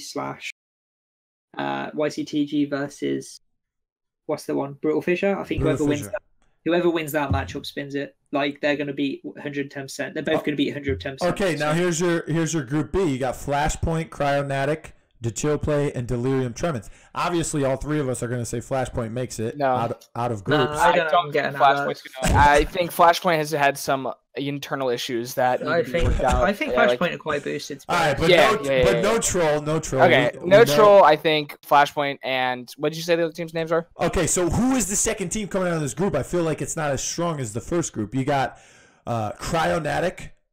Okay. Who's on that roster? Because I've literally never touched them. DeChill Play and Delirium Tremens. Who's on the thingy roster? Chronatic, because I'm pretty sure I've played them. D-Jog Mac X. Oh, those guys. Oh, yeah. Tony Badrov, which I think his name in game is just Badrov, isn't it? The Exergen. It is Tony Badrov. The Exergen. Oh, Exergen's actually alright. Hellfi, Dylan Von Monk, and Black Red Streak. I know Black Red Streak's a good player. Oh, that's actually a decent team. I didn't realize that team even existed because we haven't played them yet. But yeah, that's like, they were all on other teams. I know Black Red Streak was on. Black Red Streak was a frontline on a decent team back in the day. Wasn't he on? He was on fucking. Who was he on? He wasn't on Oligarchs. He might have been on Oligarchs. He was on some 4th place team or something. But yeah. Yeah, he wasn't on Oligarchs. He was on a different team. I can't remember the name off the top of my head. But yeah, he's a decent player. So is D-Jog. And Jogmax is a sport player, I'm pretty sure. Yeah. So who do you guys have coming out of that group? See, that's a good roster. Wait, Delirium Tremens. I don't have a roster for them. They have not contacted me. See, I'm not sure if Delirium Tremens is the one with the 2 subs from. I'm pretty sure that's the one with the 2 subs from. What's it called? Maybe. I don't know. There was a bunch of teams that last week. There was Baituv, Low-Key SP, Samurai Esports, MDF, Nerf Koga, Tacticals, Die Dudes, and Serenity. I have Die Dudes and Serenity's rosters, so let me see. No, I'm pretty sure. You know the team we were on about. Here's the thing, though. I'm pretty sure Delirium Trenon has Beanie and It's Tito, who were the subs for YCTG. I'm pretty sure that's them 2 players plus VCon 1. They played week 1 though, so they were on YCTG in week 1. Yeah, but they weren't. There was no roster locks after week 1, so they're on their OG team. But there's roster locks here. If they're not on Delirium, they can play for YCTG because you just need to maintain 3 people. So you take the 2 main roster guys that they replaced originally and you put them back in. Yeah. Okay, so you guys have Flashpoint and Cryonatic? What was the other 2 teams? Did Chill play and Delirium? Who's on? Do you know who's on the Chill play? No. I thought I'm gonna say Cryonatic. That roster just sounds good. The Chill play has been around for a few months. Yeah, they've been around for ages. They've always kept that name as well. Okay, so you have Flashpoint, Midnight Oligarch, Cryonatic, and Brutal Fissure. Okay, let's go to PS4 NA. This one might be a little more difficult to call. So you have Group A is Elevate, Warm Up, Despacito 2, and the Nan Handlers. That's a tough group. I know Elevate. Elevate obviously is a clear choice there. But who is the number 2? You have Warm Up. If you need rosters, give me rosters for those guys because I know everybody. Despacito 2 didn't show up for week 2, so I don't know if they're going to be in top 8 or if they're even going to make it to groups. Okay. And then you have the Nan Handlers. Okay, so who's on the Nan? Okay, so the Nan Handlers is Hojin, Author the God, Roman Rulers, Dez, Vengeance, Slurpee. They had Roman Jordan. Rulers still playing? Yes, he's still playing. Their team made top 8. Why wouldn't he not play? I thought he wasn't playing. I thought I saw something that said he was going to stop. Warm Up is TKO Ghost, Garcia, Geppetto, Cirques, and Vicious KDR. Now, I think that team. In week 2, they beat Oni Channers, and they beat someone else that was a top team. I do think that TKO Ghost is pretty good. So, I mean, he's good on DPS. He's good on DPS, but I mean, after TKO is one of those ranked gods that has raw potential and needs to be taught and guided through. And I feel that he could be a good player. I think that I didn't coach. I played with them and I subbed them in instead of Xerxes. I don't know who that kid or whatever the name is. It's really hard. Xerxes is a person. He's been in my stream tons of times. I know. I haven't seen him a lot, but Xerxes is a really good support player. Xerxes is a 4700 Mercy main on Overwatch, and I'm pretty sure it's yes. He's a young kid that was on Overwatch. He's freaking beast support on Overwatch too. I've heard that from a lot of people. Is it not a go? I'm pretty sure it's a go. Either way, I think that team's pretty strong. Apparently, there's no comms from Cirques in PCS either, so I don't even know. There's not. He communicates through, or she communicates through unknown PCS. Quantity. Call it from now on, but yeah. I think I refer to them as they. Okay. They/them. Yeah. Is a good Anyways, player. so you guys have warm up coming out of this group over Nan Handlers and Despacito 2. Despacito 2 Who's is the other team? Despacito 2. Who the fuck's on that team? I like.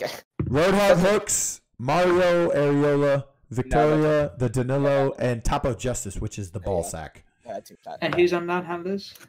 Hojin, Author, Roman, Dez, Vengeance, Slurpee. They had Jordan, but Jordan quit playing for school and stuff. Yeah. Okay, so I could see the non-handler. I think Hojin's going to be their support now that Jordan's gone. It'd be a difficult one between either Hojin. or warm up. Personally, I'm taking warm up. I think warm up. I just think warm up. Warm up elevate. is warm up the one with TKO Ghost and Sexton? Garcia. I think they could take it. It's going to be I a close think one. It'll be pretty close between The those two. non-handlers. But I think it's another one of those brackets where The only thing is, Cirx doesn't use comms and doesn't have much experience in the competitive scene or the esports scene. I've seen TKO and Vicious are both great DPS players, but their raw potential, they need to be sculpted to be reformed even better. And Garcia is basically, and Geppetto, same thing. He's a young talent as well for their flex position. And Garcia is their only veteran player. I've played on 2 teams with Garcia, so I stand by saying that he's a great player. But he's going to have to guide them through this. He's going to have to be their veteran leader. He has to step up and be the guy who helps them through this process. So I still think warm-up can pull it through. But if I had to pick another Actually, team. you know what? No. Okay, you know what? I think I'm going to lock this one in. I think it's Elevate, and I want to say Nan Handlers. I think warm-up's got it, but I think Nan Handlers just has that, like, more veteran play. list. I think, now that you say Okay. it really does sound like. I think it's one of those where it's 50-50. It could be like It could be whatever because it's best of one. Don't but sleep on Despacito, too. They made it over to the semifinals first week as a pickup who's, team. I just don't think Despacito 2 has, like, that, like, talent and mechanic-wise. I don't think they have good who was enough. Yeah. wait, which team was Hojin on? Hojin's Nan on the Handlers. Nan Handlers. Is that the Overwatch Hojin, or is that a different Hojin? Yes, that's the Overwatch Hojin. Like Hojin. Yes, played Paladins back in the day, too. Oh shit, yeah, he's a fucking great player. Yeah, they've got a good chance. All right, moving on. Second group would be Oni Channers, Thomas and Friends, Paladins Misfits, and the third leg. I think it's I think we're who's gonna on? say Oni Channers and Thomas and Friends, right? I want to say Thomas and Friends. Who's on the third leg? Because I thought that was a Guiba team or something. No, Guiba's on Thomas and Friends. That's what I thought. So like, who's the third leg? I don't know. All right, well then I'm just gonna say Thomas. They've been a team around for a couple months as 2. Then I wanna say the Oni third leg is I think that's the old Coco Drails. LGMZ Gamer, TFT Store, the Kita, Sora Steven, and El Rubius Furby. And then Paladins Misfits is a couple new guys. You got Wolfman, Witty Regal, the Gamerland, Muffins, and Kuang Peyo. Never heard of any They are of them. not My making. casuals are- They had a good tournament for a new team. So I mean, maybe I don't know. maybe I they're a just don't. sleeper. I think Thomas and Friends. Yeah, if anything, they're a sleeper, but I think it's Thomas and Friends. I know. Yeah, I It's got Thomas Oni and Friends Channers and Thomas and Oni Friends. Channers. Thomas and Friends is Business, Hatsuchibi, Galaxy, Guiba, Cop, Tsukio, and Mitchell. Yeah, I feel like you said. I think they're going to get farmed in. in the league, but I think they'll get through to it. They'll get farmed in the league, but they'll I get don't. to the I league. think they'll make league, but I just don't think they'll be like very, very like. And maybe they could prove us wrong and do really good in the league, but personally, I just don't think so. All right, so we got Oni I think Channers and Thomas and Friends. Yes, sir. All right, so we'll find out just who's in the groups tomorrow. So I mean, that's and our then early. that's our early. Oh, who's your way too early? Elevate. Elevate. Okay, Elevate. You got Shu. You got Whoosh. expect. There's some stuff. Yeah. I mean, they've got a mid Payne who is. who's arguably one of the best players. I mean, GR Crazy on DPS has proven himself before. Wouldn't allow. Yeah, he's back on DPS, so that. Yeah, and Shu- then and Shu's Shu's back back on on support. As long as you keep Yeah. Shu off, he doesn't throw you games. So, and we're coming into a double support meta, so it's going to be really good for them because GR obviously played. Like double support is going to be the patch. I don't know how anyone's going to deny that with like the Pip and the Grok and changes and shit. Oh, the Grover dude. Yeah, and Grover as well. As a second healer with DPS and that cripple. Oh boy. Yeah, Have that's you played going to it? be interesting to see. But anyway, that's all I've got for today. I want to thank you guys for being on the show. This is one of the best episodes ever. So I mean, you do have the best two people on in there. Exactly. Yeah. Blue and Bluball, the best two people. No, is there anything else you guys wanted to say before we just end the show here? No, not really. I mean, thanks for having me. I know none of you guys stream. Buff Koga. That's what I want to say. Buff Koga? Yeah, we'll end it on Buff Koga. Yeah, well, according to everyone, he's OP. So I want to thank you guys for being on the show. Only AWP B from Flashpoint on the PS4 EU side of things. Swarmso, or a.k.a. Lilbigwyteboy, who is a coach and free agent. Or are you still coaching Oni Channers? No, not currently. Okay, so free agent. Make sure you guys hit him up. Only if you're top 2 teams by his resume. Okay. Unless you got some big pockets down there in the 8th seed. But I want to thank you guys for coming on the show once again. I truly appreciate it. And yeah, I hope everyone enjoys the podcast. Hey everyone, thanks for listening. I hope you really enjoyed it. Don't forget we have power rankings, top 5 plays, and the Console Corner show live on Twitch at twitch.tv/blueball1993. If you got any questions or comments, make sure you give them to me on Twitter at blueball1993 as well. And the podcast will be a weekly thing. Patreon members get each episode. And those who are not Patreon supporters still get 1 episode per month on the YouTube channel. Don't forget about that. First month was free for everyone. I hope you guys continue to grind Paladins, and I hope that we can all work together to make this the best community on the planet. I love you guys. Keep grinding.